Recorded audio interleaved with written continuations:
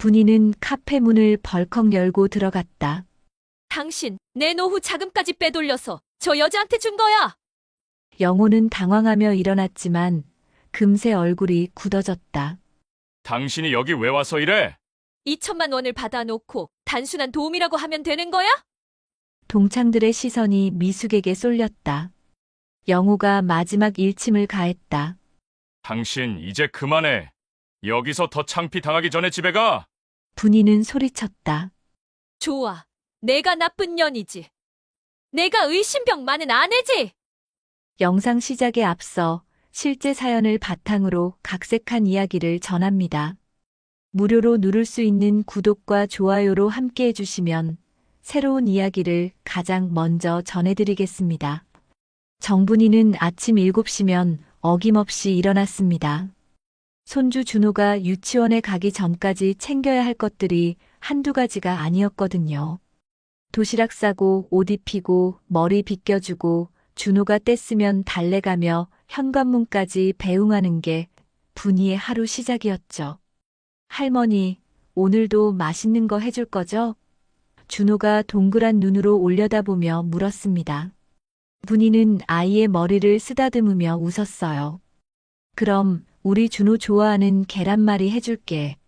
이런 순간만큼은 분이도 마음이 따뜻해졌습니다.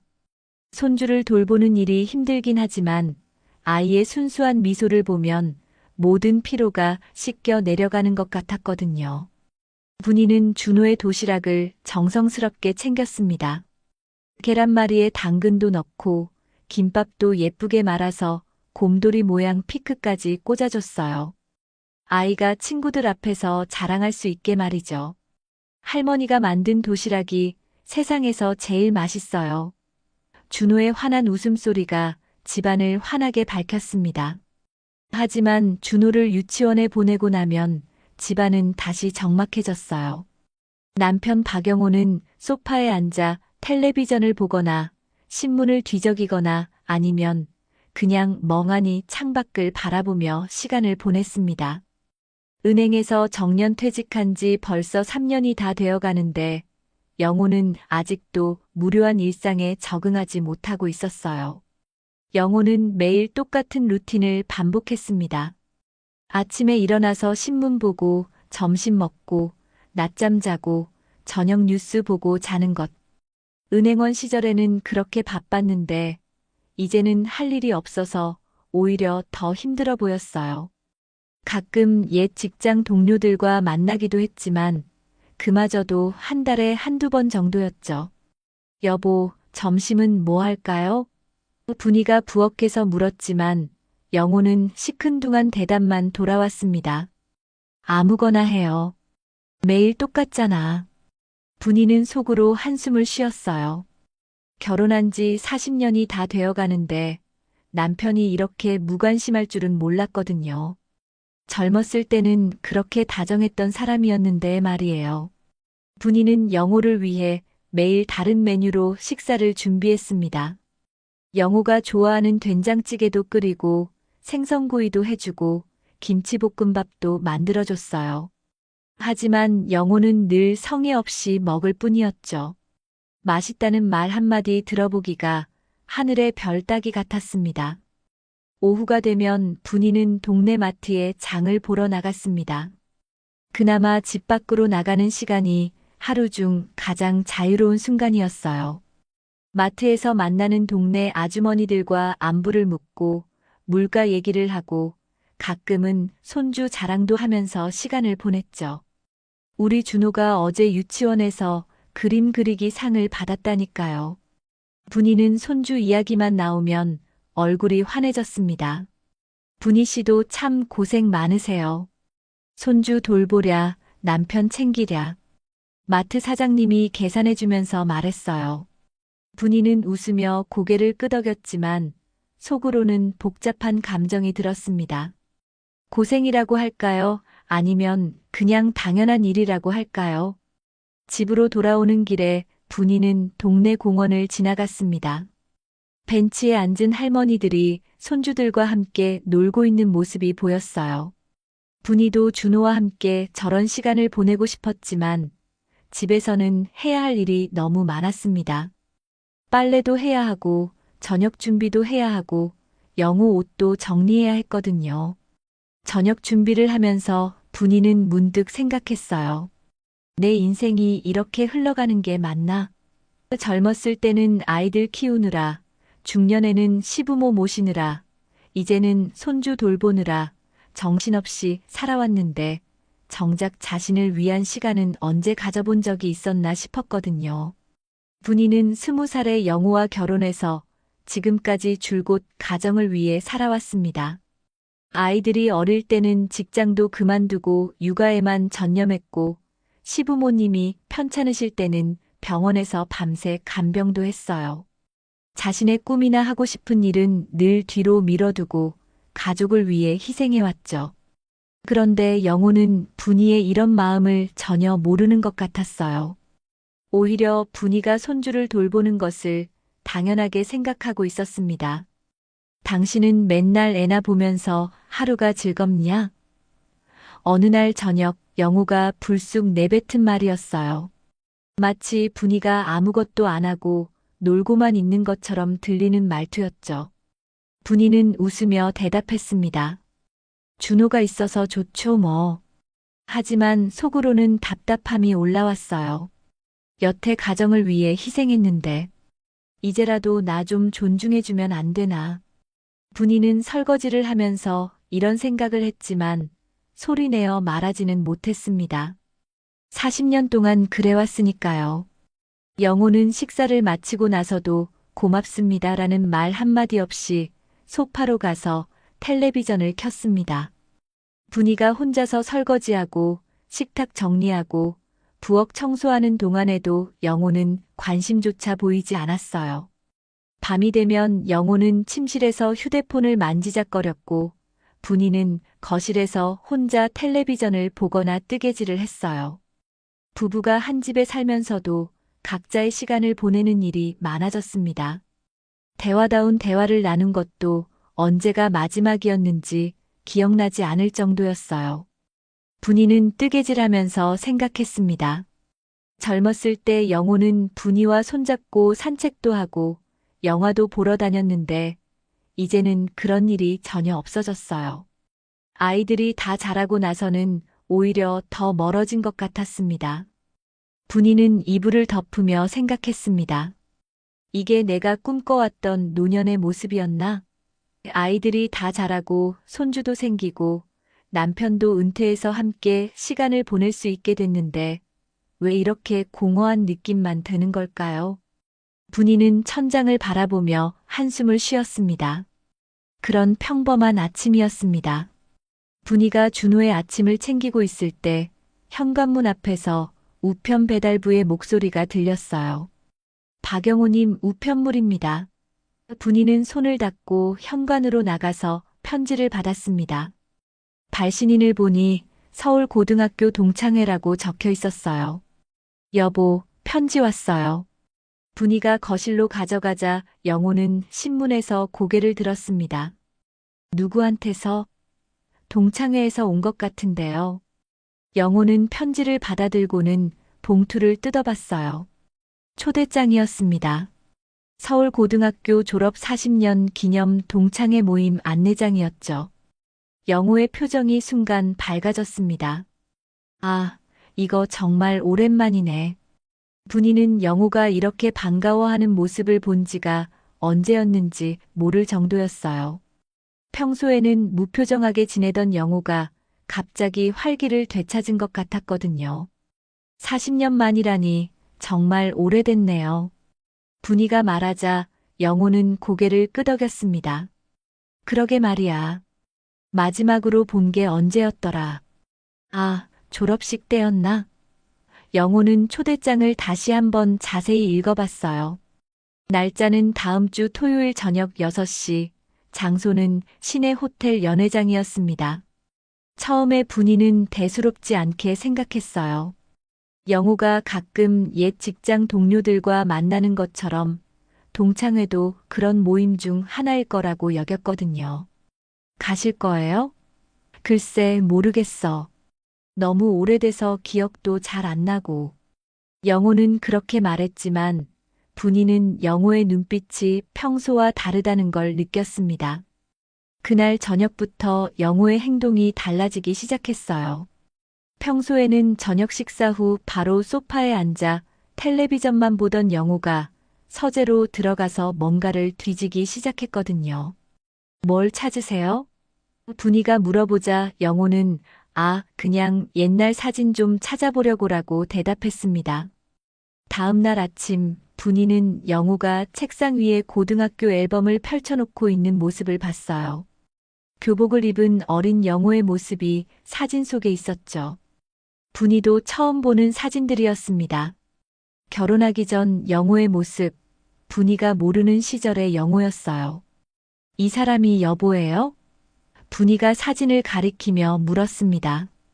응, 그때는 참 어렸지. 영호는 사진을 보며 미소를 지었어요. 그런데 영호의 시선이 특별히 오래 머무는 사진이 있었습니다. 여학생 몇 명과 함께 찍은 단체 사진이었는데 그중 한 여학생 옆에 영호가 서 있었어요. 이분은 누구세요? 분이가 궁금해서 물었지만 영호는 그냥 같은 반 친구들이라고 대답하며 재빨리 다른 페이지로 넘겼습니다. 하지만 분이는 영호가 그 사진을 볼 때의 표정을 놓치지 않았어요. 뭔가 특별한 감정이 스쳐 지나가는 것 같았거든요. 며칠이 지나자 영호는 갑자기 옷에 관심을 보이기 시작했습니다. 여보, 내 정장이 어디 있지? 평소에는 집에서 편한 옷만 입고 지내던 영호가 갑자기 정장을 찾는 거였어요. 왜요? 어디 가실 일 있으세요? 동창회 때 입을 옷이 필요해서 말이야. 분위는 이상했습니다. 단순한 동창회 모임인데 왜 이렇게 신경을 쓰는 걸까요? 영호는 옷장에서 정장을 꺼내보더니 이것도 너무 낡았네라고 중얼거렸어요. 그리고는 새 양복 하나 맞춰야겠어라고 말했습니다. 새 양복요? 그럴 필요까지 있을까요? 분이가 놀라서 물었지만 영호는 40년 만에 만나는 건데 단정하게 가야지라고 대답했어요. 분이는 영호가 언제부터 이렇게 외모에 신경을 썼나 싶었습니다. 평소에는 머리도 대충 빗고 옷도 아무거나 입고 다녔는데 말이에요. 그 다음 주부터는 더욱 놀라운 일이 벌어졌습니다. 영호가 갑자기 운동을 시작한 거예요. 나 좀 산책하고 올게. 저녁 식사 후 영호가 운동화를 신고는 밖으로 나갔습니다. 분이는 깜짝 놀랐어요. 은퇴 후 집에서 빈둥거리기만 하던 영호가 운동을 한다니요. 요즘 왜 이렇게 부지런해지셨어요? 분이가 물어보자 영호는 몸이 너무 둔해진 것 같아서라고 대답했습니다. 하지만 분이는 뭔가 다른 이유가 있는 것 같다는 생각이 들었어요. 동창회 때문에 이렇게 변하는 게 정상적인 걸까요? 영호는 매일 저녁마다 산책을 나갔고 심지어 헬스장 등록까지 했습니다. 헬스장요? 정말요? 분이는 믿을 수가 없었어요. 영호가 헬스장에 다닐 사람이 아니라고 생각했거든요. 나이 들어서라도 건강 관리는 해야지. 영호는 그렇게 말했지만 분이에게는 뭔가 석연치 않았습니다. 그러던 어느 날 분이는 영호가 거울 앞에서 배를 집어넣으며 옆모습을 확인하는 모습을 봤어요. 그리고 머리에 왁스까지 발라가며 스타일링을 하고 있었습니다. 여보, 뭐 하세요? 그냥 머리 좀 정리하려고. 영호는 당황한 듯 대답했어요. 분이는 점점 불안해지기 시작했습니다.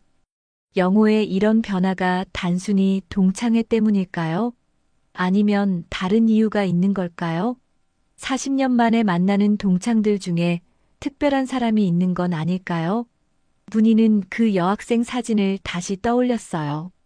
동창회 당일이 다가오자 영호의 들뜬 기분은 더욱 역력해졌습니다. 새로 맞춘 양복을 입고 머리도 예쁘게 손질하고 평소보다 훨씬 젊어 보였어요. 다녀올게. 영호가 현관문을 나서는 뒷모습을 보며 분이는 가슴 깊은 곳에서 서늘한 불안감이 올라오는 걸 느꼈습니다. 동창회 당일 저녁 영호는 새로 맞춘 네이비 정장에 하얀 셔츠, 그리고 분이가 결혼 기념일에 선물한 넥타이까지 메고 나섰습니다. 평소보다 훨씬 단정하고 젊어 보이는 모습이었어요. 늦으면 안 되니까 일찍 가볼게요. 영호는 거울 앞에서 한 번 더 매무새를 다듬고는 현관문을 나섰습니다. 분이는 창문 너머로 택시에 오르는 영호의 모습을 지켜봤어요. 마치 중요한 약속이라도 있는 것처럼 들뜬 표정이었죠. 단순한 동창회인데 왜 저렇게 설레어 하는 걸까? 분이는 속으로 의아해했지만 영호가 오랜만에 활기를 찾은 것 같아서 한편으로는 다행이라는 생각도 들었어요. 시내 호텔 연회장에는 벌써 여러 명의 동창들이 모여 있었습니다. 40년이라는 세월이 흘렀지만 얼굴들은 여전히 익숙했어요. 머리가 희끗희끗해지고 주름이 늘어나고 배가 나온 사람들도 있었지만 10대 시절의 모습이 어렴풋이 남아 있었죠. 박영호 맞지? 이야, 정말 오랜만이다. 옛 반장이었던 김철수가 영호를 알아보고 반갑게 손을 내밀었습니다. 철수야, 너도 참 오랜만이다. 그동안 어떻게 지냈어? 영호도 반가운 마음으로 악수를 나눴어요. 하지만 영호의 시선은 계속해서 연회장 입구 쪽을 향했습니다. 누군가를 찾고 있는 것 같았어요. 동창들과 안부를 묻고 근황을 얘기하면서도 영호는 시계를 자꾸 확인했죠. 모임이 시작된 지 30분이 지났는데도 아직 오지 않은 사람이 있었나 봅니다. 그때였어요. 연회장 문이 열리면서 한 여성이 들어왔습니다. 윤미숙이었죠. 영호의 눈길이 단 한 사람에게 향했습니다. 40년이라는 세월이 흘렀지만 미숙의 모습에는 여전히 고등학교 시절의 기품이 남아 있었어요. 예전처럼 눈부시지는 않았지만 오히려 세월이 만들어낸 우아함이 있었습니다. 미숙은 검은색 원피스에 진주 목걸이를 하고 있었어요. 머리는 단정하게 쪽 올림을 했고 화장도 깔끔하게 했죠. 연회장에 들어서자마자 여러 동창들이 미숙을 알아보고 반겼습니다. 미숙아, 정말 오랜만이다. 그동안 어떻게 지냈어? 영호는 미숙이 다른 동창들과 인사를 나누는 모습을 멀리서 지켜봤어요. 가슴이 두근거렸습니다. 10대 때 느꼈던 그 설렘이 40년 만에 다시 살아나는 것 같았거든요. 영호는 용기를 내어 미숙에게 다가갔습니다. 미숙아. 영호가 조심스럽게 부르자 미숙이 고개를 돌렸어요. 어머, 영호 오빠. 미숙의 얼굴에 환한 미소가 떠올랐습니다. 영호가 미숙보다 3달 먼저 태어났거든요. 고등학교 때부터 미숙은 영호를 오빠라고 불렀고 그 호칭이 두 사람 사이에 특별한 친밀감을 만들어줬죠. 정말 오랜만이에요. 그동안 어떻게 지내셨어요? 나도. 정말 보고 싶었어. 영호는 솔직한 마음을 털어놨어요. 오빠는 정말 변하지 않으셨네요. 고등학교 때 그대로예요. 미숙이 웃으며 말했습니다. 영호는 그 말에 얼굴이 빨개졌어요. 미숙아도 그때 그대로야. 세월이 비껴간 것 같아. 두 사람은 마치 10대로 돌아간 것처럼 어색하면서도 설레는 대화를 나눴죠. 다른 동창들이 보기에도 두 사람 사이에 특별한 분위기가 느껴질 정도였어요. 연회장에는 둥근 테이블들이 여러 개 놓여 있었고 동창들은 3, 3, 5 모여 앉아 있었어요. 영호와 미숙은 자연스럽게 같은 테이블에 앉게 됐습니다. 다른 동창들도 함께 있었지만 두 사람에게는 마치 둘만 있는 것처럼 느껴졌어요. 미숙아, 결혼은 잘했지? 영호가 조심스럽게 물었습니다. 미숙의 표정이 순간 어두워졌어요. 그런대로요. 오빠는 어떠세요? 나도 그런대로 지내고 있어. 영호도 애매하게 대답했죠. 결혼 생활에 대한 구체적인 이야기는 서로 피하는 것 같았어요. 식사가 시작되고 분위기가 무르익자 동창들은 고등학교 시절 추억을 하나씩 꺼내놓기 시작했습니다. 너희 둘 기억나? 고등학교 때 서로 좋아했잖아. 한 동창이 농담처럼 말하자 연회장이 웃음바다가 됐어요. 영호와 미숙은 모두 얼굴이 빨개졌죠. 그때는 정말 순수했지. 미숙이 부끄러워하며 말했습니다. 지금 생각해보니 참 어렸어. 영호도 웃으며 대답했어요. 하지만 두 사람의 눈빛에는 그때의 감정이 여전히 남아있는 것 같았습니다. 시간이 흐를수록 영호와 미숙은 더욱 가까워졌어요. 다른 동창들과도 대화를 나눴지만 결국에는 서로에게만 집중하게 됐죠. 미숙아, 네가 이렇게 앉아있으니 마치 18살 때로 돌아간 것 같다. 영호가 진심을 담아 말했습니다. 미숙은 잠시 멈춤을 두더니 대답했어요. 저도요, 오빠. 오빠와 함께 있으니 그때 그 설레던 마음이 다시 살아나는 것 같아요. 두 사람의 대화는 점점 더 깊어져 갔고 주변의 시끄러운 소음도 들리지 않을 정도였죠. 우리 연락 좀 하자. 이렇게 만난 것도 인연인데. 영호가 조심스럽게 제안했습니다. 좋아요. 가끔 안부 정도는 물어봐도 되겠죠? 미숙도 흔쾌히 동의했어요. 두 사람은 서로의 전화번호를 교환했습니다. 동창회가 끝날 무렵 영호는 미숙과 함께 호텔 로비까지 나왔어요. 오늘 정말 즐거웠어, 미숙아. 저도요, 오빠. 오랜만에 이렇게 마음이 편해진 것 같아요. 미숙의 말에 영호는 가슴이 뛰었습니다. 그럼 안전하게 들어가고 연락하자. 영호가 말하자 미숙은 고개를 끄덕였어요. 네, 오빠도 조심히 들어가세요. 두 사람은 아쉬운 마음으로 헤어졌습니다. 영호는 미숙이 탄 택시가 사라질 때까지 로비에서 지켜봤어요. 집으로 돌아가는 택시 안에서 영호는 오늘 밤을 되돌아봤습니다. 40년 만에 만난 첫사랑, 그리고 다시 살아난 설렘. 영호는 자신도 모르게 미소를 짓고 있었어요. 동창회에서 돌아온 영호는 평소보다 1시간이나 늦은 밤 11시가 넘어서야 집에 들어왔습니다. 분이는 거실에서 뜨개질을 하며 기다리고 있었어요. 어떠셨어요? 재미있으셨나요? 분이가 반갑게 맞이했지만 영호의 대답은 시큰둥했습니다. 그냥 그랬어. 다들 늙었더라고.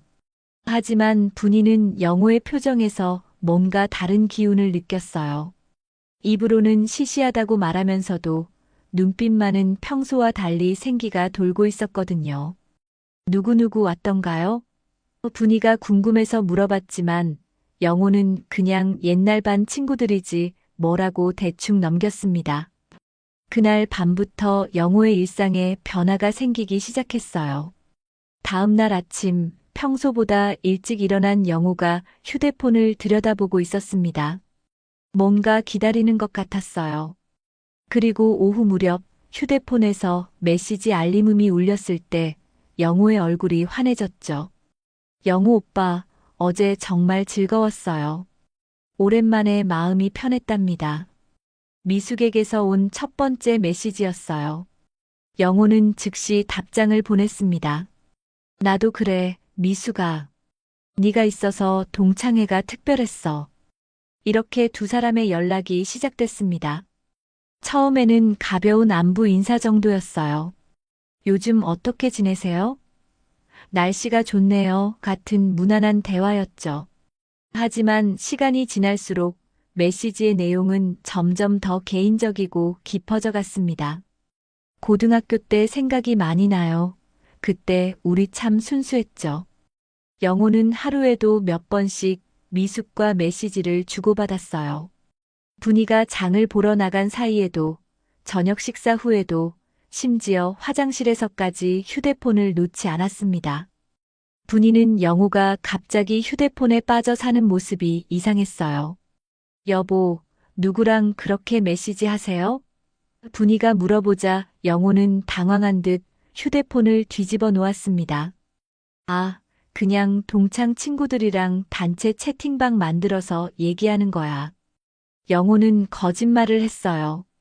실제로는 미숙과 둘만의 대화였거든요. 일주일이 지나자 영호는 집에 늦는 날이 늘어나기 시작했습니다.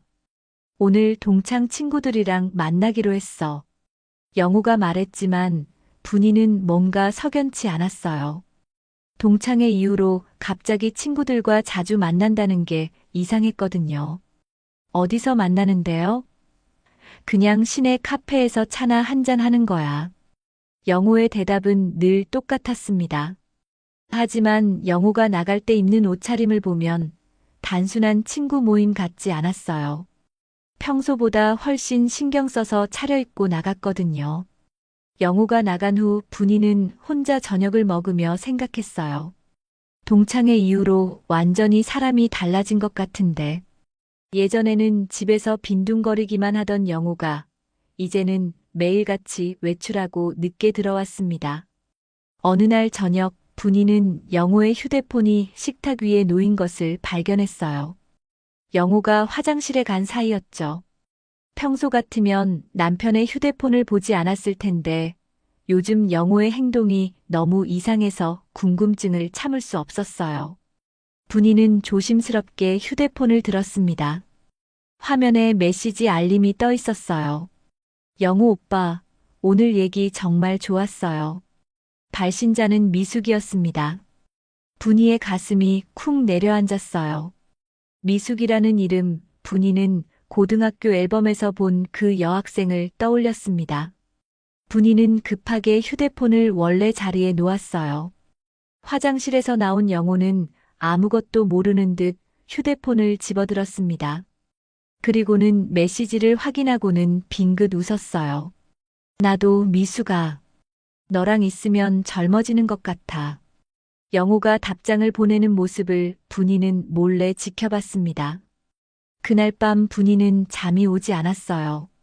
영호와 미숙의 메시지가 계속 머릿속을 맴돌았거든요. 오빠라고 부르는 미숙, 그리고 젊어진다고 말하는 영호. 분이는 불안감이 점점 커져갔습니다. 다음 날 아침 분이는 용기를 내어 영호에게 물어봤어요. 여보, 혹시 동창회에서 만난 사람 중에 특별히 가까웠던 친구가 있나요? 영호는 당황한 기색을 보이며 대답했습니다. 특별한 사람은 없어. 그냥 다들 옛날 친구들이지. 하지만 영호의 행동은 거짓말을 하고 있다는 걸 보여줬어요. 계속해서 휴대폰을 확인하고 메시지가 오면 얼굴이 밝아지고 외출할 때마다 멋지게 차려입고 나갔거든요. 분이는 이런 영호의 모습에 점점 더 불안해졌습니다. 여보, 요즘 너무 자주 나가시는 것 같은데. 분이가 조심스럽게 말하자 영호는 짜증스러운 표정을 지었어요. 친구들이랑 만나는 것도 안 돼? 집에만 있으면 답답해 죽겠어. 영호의 말투가 예전과 달리 날카로워졌습니다. 분이는 영호의 변한 모습에 충격을 받았어요. 결혼 40년 동안 영호가 분이에게 이렇게 날선 말투로 이야기한 적은 거의 없었거든요. 정말로 뭔가 달라진 게 맞구나 분이는 확신했습니다. 그 주말 영호는 또다시 외출한다고 했어요. 오늘도 친구들이랑 만나는 거야? 분이가 물어보자 영호는 그렇다고 대답했습니다. 하지만 영호가 나간 후 분이는 이상한 점을 발견했어요. 영호의 지갑에서 평소보다 많은 돈이 빠져나간 것 같았거든요. 분이는 가계부를 뒤져봤습니다. 최근 한 달 동안 용도를 알 수 없는 지출이 늘어나 있었어요. 카페비, 식사비, 심지어 선물비까지. 분이는 가슴이 답답해졌습니다. 영호가 도대체 누구와 무엇을 하고 있는 걸까? 분이의 불안감이 절정에 달한 어느 목요일 오후였습니다. 영호가 또다시 동창 친구들과 만난다며 외출 준비를 하고 있었어요. 평소보다 더 신경 써서 옷을 골라 입고 거울 앞에서 머리까지 다듬는 모습을 보니 분이는 더 이상 참을 수 없었습니다. 여보, 오늘은 어디서 만나는 거야?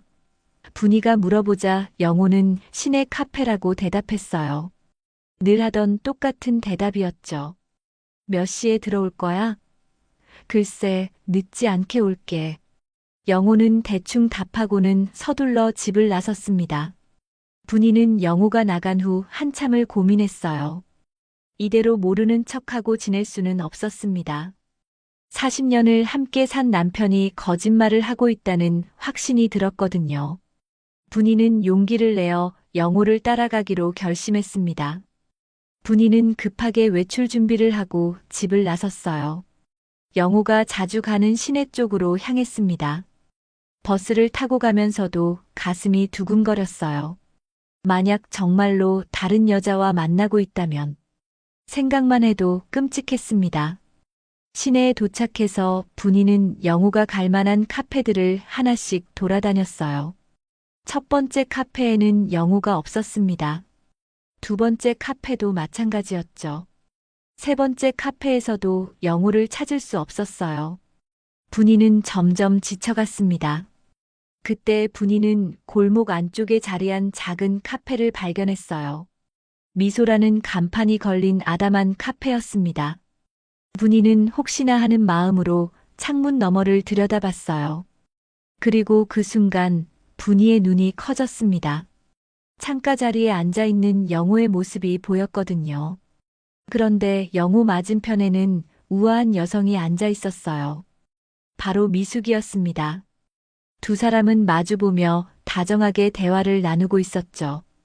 분이는 가슴이 철렁 내려앉는 것을 느꼈습니다. 분이는 카페 안으로 들어갈 용기가 나지 않았어요. 대신 창밖에서 두 사람의 모습을 지켜봤습니다. 영호는 평소 집에서 보던 무표정한 모습이 아니었어요. 환한 미소를 지으며 미숙과 즐겁게 이야기하고 있었거든요. 미숙도 마찬가지였습니다. 영호의 말에 웃음을 터뜨리기도 하고 때로는 진지한 표정으로 고개를 끄덕이기도 했어요. 두 사람 사이에는 특별한 분위기가 흐르고 있었습니다. 마치 연인처럼 보일 정도였죠. 더 충격적인 것은 그 다음이었습니다. 영호가 주머니에서 두툼한 봉투를 꺼내 미숙에게 건넸거든요. 미숙은 처음에는 손사래를 치며 거절하는 듯 했지만 영호가 계속 권하자 결국 받아들였어요. 분이는 그 봉투가 돈이라는 걸 직감했습니다. 이걸로 당분간 버텨. 우리 둘 예전처럼 다시 시작해보자. 영호의 입모양을 읽은 분이는 온몸이 떨렸어요. 남편이 다른 여자에게 돈을 주면서 하는 말이었거든요. 분이는 더 이상 참을 수 없었습니다. 분이는 카페 문을 벌컥 열고 들어갔어요. 당신, 내 노후 자금까지 빼돌려서 저 여자한테 준 거야. 분이의 목소리가 카페 안에 울려 퍼졌습니다. 다른 손님들이 모두 놀라서 돌아봤어요. 영호는 깜짝 놀라며 일어났지만 금세 얼굴이 굳어졌습니다. 당신이 여기 왜 와서 이래? 영호의 목소리에는 짜증이 섞여 있었어요. 왜긴 왜야. 남편이 거짓말하고 바람 피우는 걸 확인하러 왔지. 미숙이 자리에서 일어나며 당황한 표정을 지었어요. 분이 씨, 오해예요. 저희는 오해? 내가 뭘 오해한다는 거야? 분이는 미숙을 노려보며 소리쳤습니다. 그때 영호가 나섰어요. 당신 지금 뭐 하는 거야? 여기서 이렇게 소란 피워서 창피하지도 않아? 영호의 말투는 분이를 탓하는 투였습니다. 내가 창피해? 당신이 바람 피우면서 나보고 창피하다고? 미숙도 거들었어요. 분이 씨, 정말 오해세요. 영호 오빠가 제가 어려운 처지라서 도와주시는 거예요. 미숙의 말은 정중했지만 마치 분이가 상황을 잘못 이해하고 있다는 듯한 어조였어요. 도와준다고? 그럼 왜 나한테는 말 안 하고 몰래 만난 거야? 분이가 따졌지만 영호는 오히려 화를 냈습니다. 당신은 왜 매사에 의심뿐이야? 그래서 집안이 숨막히는 거야. 카페에 있던 몇몇 손님들이 끼어들었어요. 알고 보니 영호와 미숙의 동창들이었습니다. 분희 씨, 또 괜히 난리 피우는 거 아니에요? 한 여자가 말했어요. 미숙이가 요즘 어려운 처지에 있어서 친구들이 도와주는 거잖아요. 그래요, 분희 씨. 다들 불쌍하다고 도와준다잖아. 다른 동창이 거들었습니다. 미숙이 남편이 사업 실패해서 집도 잃고 빚까지 져서 힘들어하고 있어요. 분희는 황당했습니다. 모든 사람들이 자신을 의심 많은 나쁜 아내로 몰아가고 있었거든요. 그럼 왜 거짓말을 한 거야? 왜 나한테는 말 안 하고? 분희가 영호에게 물었지만 영호는 여전히 차갑게 대답했어요. 말해봤자 당신이 이해할 것 같아? 친구 돕는 것도 못하게 할 거 아니야. 영호의 말에 분희는 더욱 화가 났습니다. 마치 자신이 인정머리 없는 사람인 것처럼 말하고 있었거든요. 미숙이 조용히 말했어요. 정말 죄송해요, 분희 씨. 제가 어려운 처지라서 동창들에게 도움을 청했는데 오해를 사게 해서. 미숙의 말투는 분희를 마치 가해자로 만드는 듯 했어요. 아, 분희 씨도 참. 남편이 친구 도와주는 걸 가지고 이렇게 소란 피울 일이에요? 동창들의 말에 분희는 더욱 억울했습니다. 자신이 마치 이상한 사람 취급을 받고 있었거든요. 영호가 마지막 일침을 가했어요. 당신, 이제 그만해. 여기서 더 창피 당하기 전에 집에 가. 영호의 말투는 차갑고 무정했습니다. 40년을 함께 산 아내를 남 앞에서 면박 주는 모습이었어요. 분희는 더 이상 그 자리에 있을 수 없었어요. 좋아, 내가 나쁜 년이야. 내가 의심병 많은 아내야. 분희는 소리치며 카페를 나왔습니다. 뒤에서 누군가 저런 참 답답한 사람이네라고 중얼거리는 소리가 들렸어요. 집으로 돌아가는 길에 분희는 울분이 치솟았습니다. 남편이 다른 여자에게 돈을 주는 현장을 목격했는데도 오히려 자신이 잘못한 사람 취급을 받았거든요.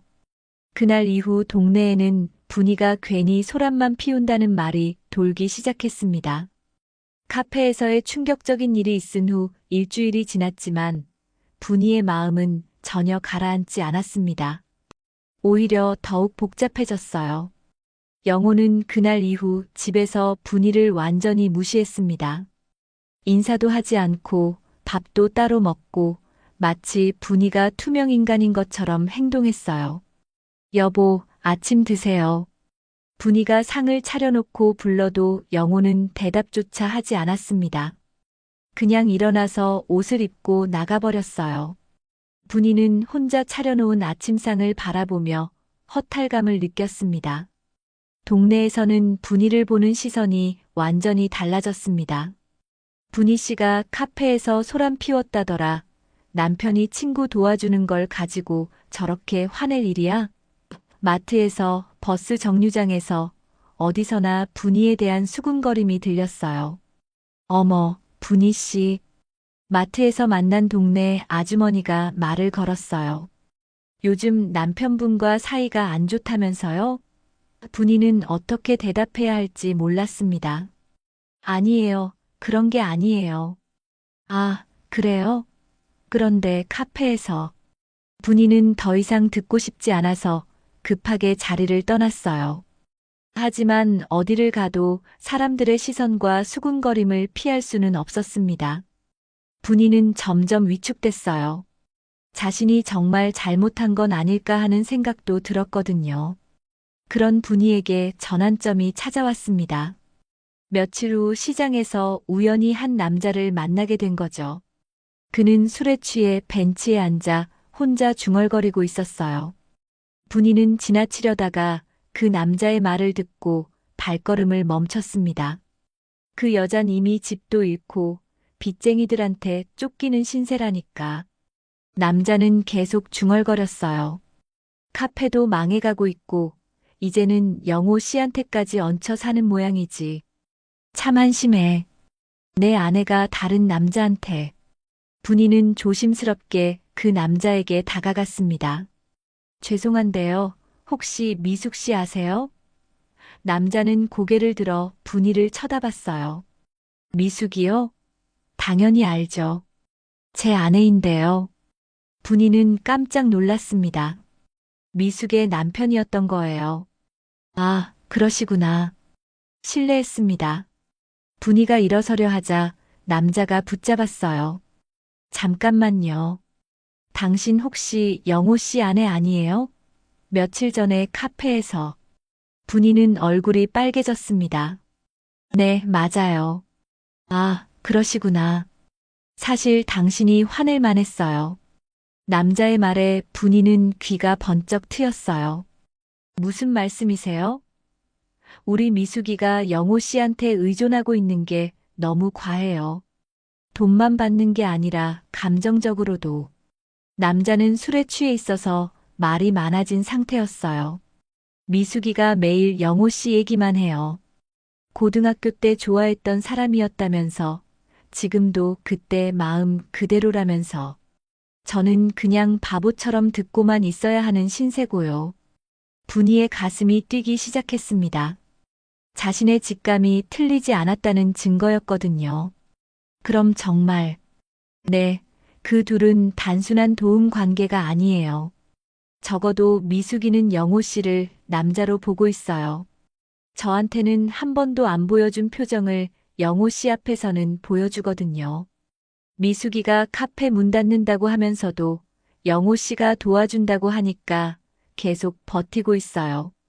사실 이미 빚이 너무 많아서 카페 해봤자 소용없는데 말이에요. 남자의 말에 분이는 더욱 놀랐습니다. 그럼 카페 장사도 제대로 안 되는 거예요? 됐다가 말이에요. 손님도 거의 없고 임대료도 밀려 있어요. 그런데 영호 씨가 돈을 대주니까 억지로 버티고 있는 거죠. 분이는 영호가 얼마나 많은 돈을 미숙에게 주고 있는지 궁금해졌어요. 남자는 계속 말했습니다. 제가 카페 장부를 본 적이 있는데 영호 씨가 준 돈이 다 기록돼 있더라고요. 임대료도 영호 씨가 내주고 재료비도 영호 씨가 내주고 완전히 영호 씨 돈으로 카페를 운영하고 있는 거예요. 분이는 더 자세한 이야기를 듣고 싶었지만 남자가 술에 완전히 취해서 정신을 잃어버렸어요.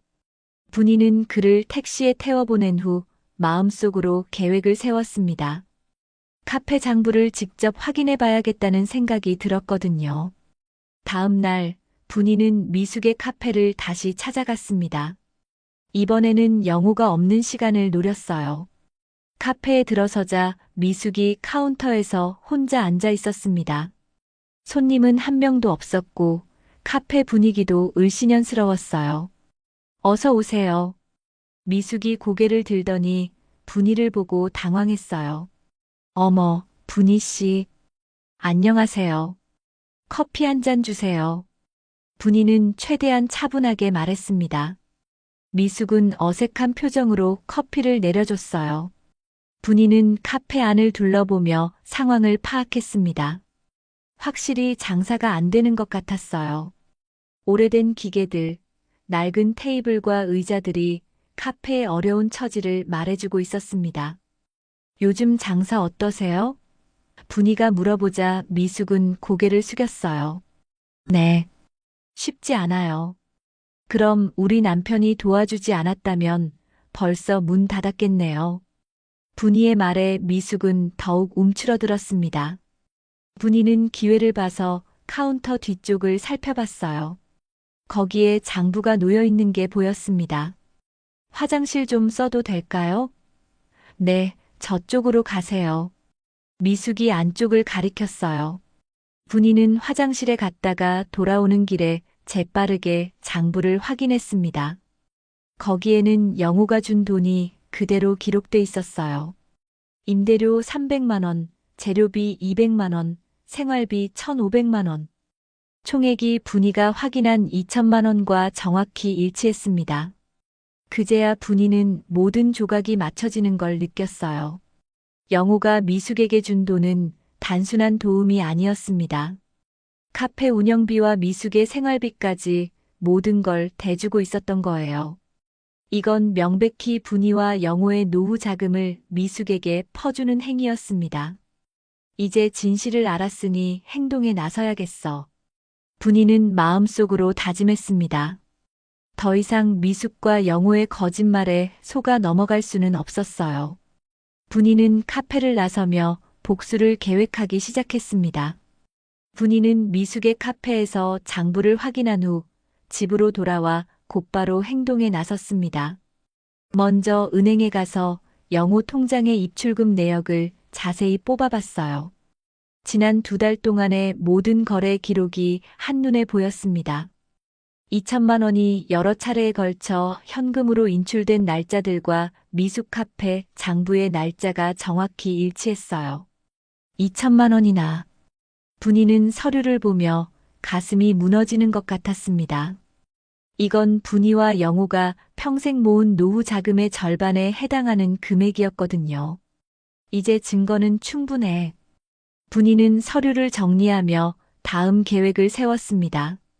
그냥 영호에게 따지는 것만으로는 소용없다는 걸 알았거든요. 이미 카페에서 한번 당해봤으니까요. 이번에는 모든 사람들 앞에서 진실을 밝혀야겠다고 생각했습니다.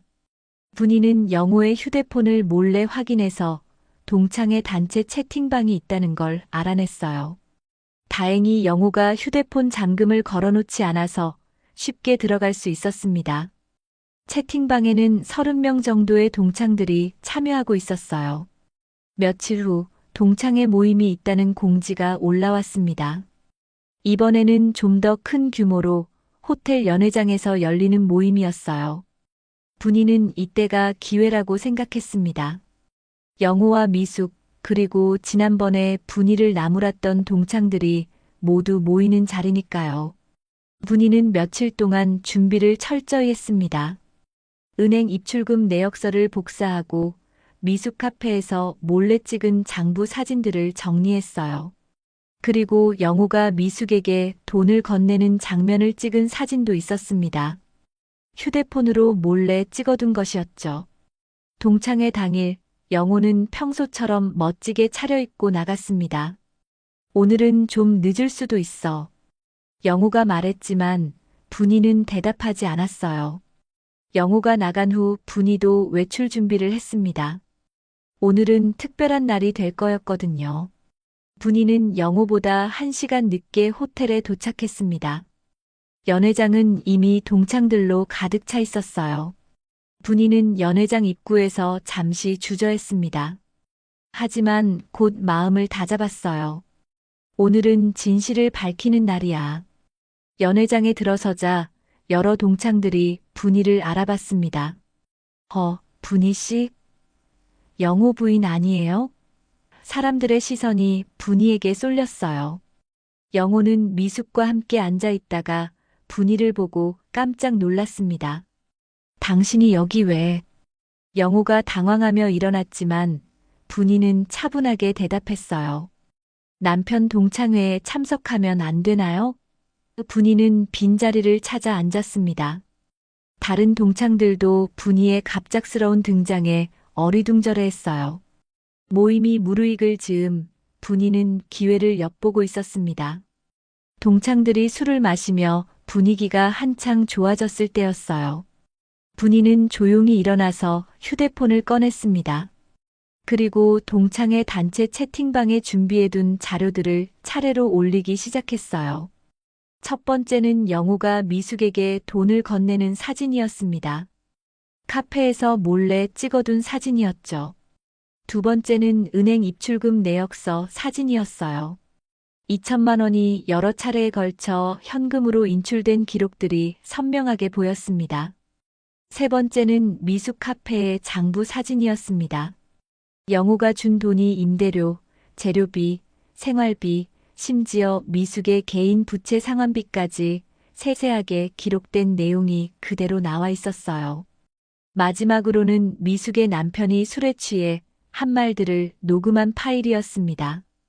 곧바로 동창들의 휴대폰에서 알림음이 울리기 시작했어요. 사람들이 하나둘 휴대폰을 확인하더니 술렁이기 시작했습니다. 이게 뭐야? 이거 영호 아니야? 2천만 원이라고. 장부에 이런 기록이 있었다고. 영호는 자신의 휴대폰을 보더니 얼굴이 새하얗게 변했어요. 당신, 이걸 어떻게?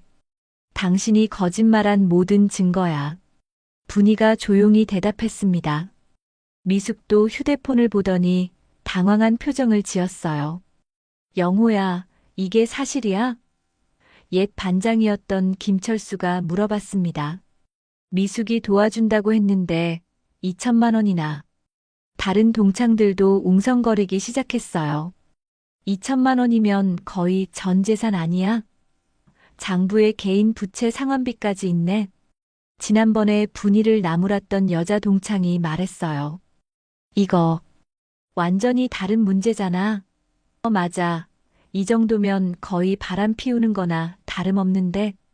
분위기가 급격히 바뀌기 시작했습니다. 영호야, 이건 선 넘었다.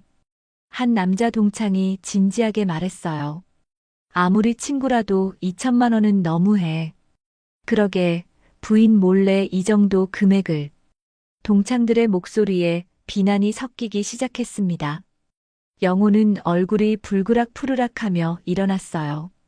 당신, 이런 식으로까지 해야 속이 시원했냐?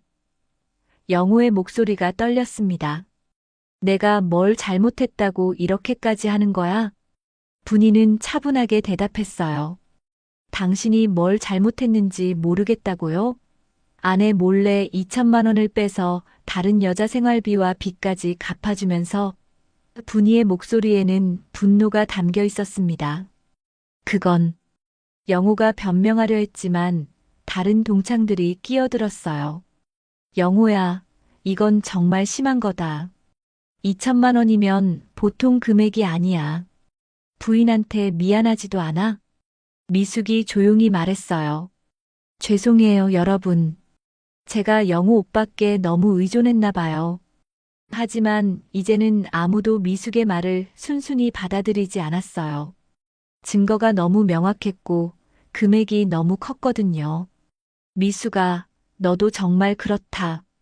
2천만 원을 받아놓고 단순한 도움이라고 하면 되는 거야? 한 동창이 미숙을 나무랐습니다. 영호 부인 생각은 안 해봤어? 분이는 마지막으로 말했어요. 지난번에는 제가 가해자라고 하셨죠? 의심병 많은 나쁜 아내라고 하셨고요. 이제 진짜 누가 집안을 무너뜨린 건지 모두가 알게 됐어요. 분이의 목소리는 단호했습니다. 연회장은 완전히 술렁였어요. 영호는 더 이상 변명할 말을 찾지 못했고 미숙은 고개를 들지 못했습니다. 동창들은 두 사람을 비난하는 시선으로 바라봤어요. 분이는 자리에서 일어났습니다. 저는 이만 가볼게요. 오늘 목적은 달성했으니까요. 분이가 연회장을 나서자 뒤에서 영호가 여보 라고 부르는 소리가 들렸습니다. 하지만 분이는 돌아보지 않았어요. 동창회에서의 폭로 이후 일주일이 지났습니다. 그동안 분이의 삶은 완전히 달라졌어요. 영호는 그날 밤 집에 들어와서 분이에게 무릎을 꿇고 사과했습니다. 미안해, 정말 미안해. 내가 정신이 나갔었어. 하지만 분이는 차가운 표정으로 영호를 바라볼 뿐이었어요. 사과로 다 해결될 줄 알아? 분이의 목소리는 차분했지만 단호했습니다. 2천만 원은 우리가 평생 모은 돈이야. 당신 혼자 결정할 돈이 아니었어. 영호는 고개를 들지 못했어요. 변명할 여지가 전혀 없었거든요. 며칠 후 소식이 들려왔습니다. 미숙의 카페가 문을 닫았다는 것이었어요. 동창회 이후 미숙은 동창들 사이에서 완전히 고립됐고 결국 더 이상 버틸 수 없었던 거죠. 임대료도 밀려 있었고 영호가 더 이상 돈을 주지 않으니 카페 운영이 불가능했습니다. 영호 역시 동창들 사이에서 철저히 외면당했어요. 단체 채팅방에서는 영호를 비난하는 메시지들이 계속 올라왔습니다. 영호 때문에 우리 모임 분위기 다 망쳤다. 앞으로 모임에 오지 마라. 영호는 40년 동안 이어온 동창 관계를 하루아침에 잃어버렸습니다. 더 큰 문제는 자녀들이 이 사실을 알게 된 것이었어요. 동창 중 한 명이 영호의 아들에게 연락을 했거든요. 아버님이 어머님 몰래 이상한 일을 하고 계신다고 말이죠. 아들과 딸이 급하게 집으로 찾아왔습니다. 아버지, 이게 정말이에요? 아들이 은행 내역서를 보며 물었어요. 2천만 원을 다른 여자한테 줬다고요? 딸도 믿을 수 없다는 표정이었습니다. 어머니가 얼마나 상처받으셨을까요? 영호는 자녀들 앞에서 무릎을 꿇고 사과해야 했어요. 미안하다. 아빠가 정말 잘못했다. 하지만 자녀들의 실망감은 쉽게 사라지지 않았습니다. 어머니한테 어떻게 그럴 수 있어요? 평생 고생하시면서 모은 돈인데. 그 과정에서 분이는 오히려 자녀들로부터 더 많은 사랑을 받게 됐어요. 어머니, 정말 고생 많으셨어요. 딸이 분이를 안으며 말했습니다. 이제부터는 어머니 편에 서겠어요. 아들도 마찬가지였어요. 아버지가 정신 차릴 때까지 어머니를 지키겠습니다. 동네에서도 분위기가 완전히 바뀌었습니다. 처음에는 분이를 의심 많은 아내라고 수군거렸던 사람들이 이제는 분이를 동정하고 응원했어요. 분이 씨가 얼마나 속상했을까.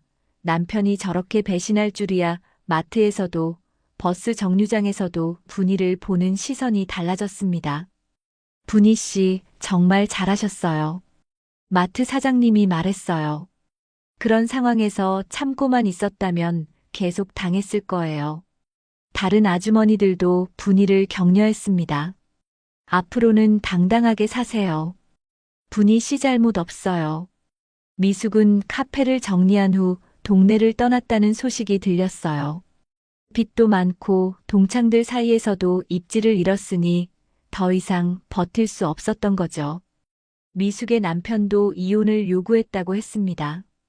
이제 끝났다는 것이 미숙에 대한 마지막 소식이었어요. 영호는 집에서도 완전히 위축됐습니다. 분이와 대화하려고 시도해봤지만 분이는 냉담하게 반응했어요. 당신과 할 말은 없어. 분이는 영호와 같은 방을 쓰는 것도 거부했습니다. 영호는 작은 방에서 혼자 지내야 했어요. 몇 주가 지나자 영호는 조금씩 변하기 시작했습니다.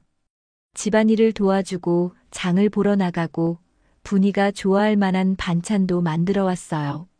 하지만 분이는 여전히 차가웠습니다. 지금 와서 이런다고 달라지는 게 있어? 정말 미안해. 내가 평생 후회하며 살 거야. 영호가 진심으로 사과했지만 분이는 쉽게 마음을 열지 않았어요.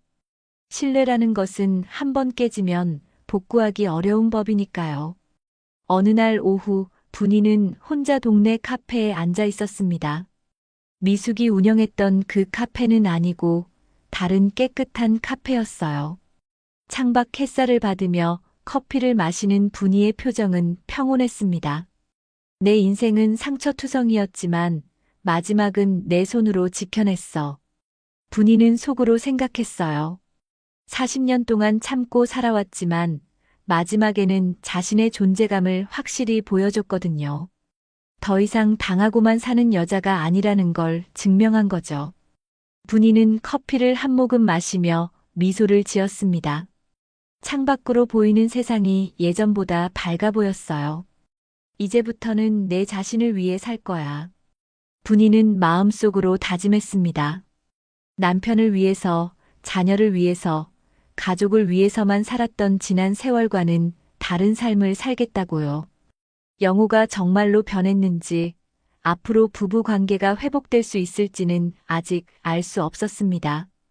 하지만 그건 더 이상 분이에게 가장 중요한 문제가 아니었어요. 분이는 이미 자신만의 힘으로 당당하게 설 수 있다는 걸 알았거든요. 카페를 나서는 분이의 발걸음은 가벼웠습니다. 62세의 나이에 새로운 인생을 시작하는 것 같았어요. 손주 준호도 할머니가 요즘 더 예뻐졌다고 말할 정도였죠.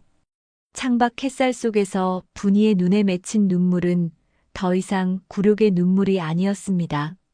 자유의 눈물이었어요. 마침내 자신을 찾은 여자의 당당한 눈물이었습니다. 분이는 고개를 들고 환하게 웃었어요. 인생의 후반전이 이제 시작되는 것 같았거든요. 오늘의 이야기는 평생 가정을 지켜온 한 여인의 고통과 그 끝에 찾아온 해방의 순간을 담았습니다. 배신과 상처 속에서도 끝내 스스로를 지켜낸 용기, 그것이 진짜 복수이자 치유였을지 모릅니다. 혹시 오늘의 이야기가 마음에 닿았다면 구독과 좋아요로 함께 해주시고, 여러분은 이런 상황이라면 어떤 선택을 하셨을지 댓글로 나눠주세요. 여러분의 공감과 생각이 이 채널의 가장 큰 힘이 됩니다.